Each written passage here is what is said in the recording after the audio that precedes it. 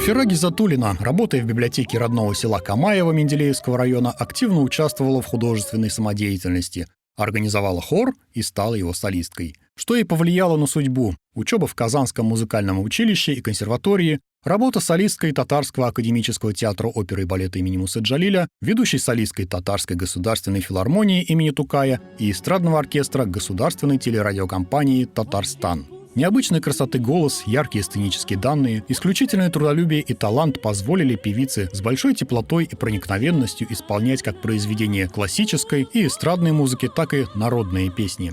Она была первым исполнителем многих песен и романсов татарских композиторов.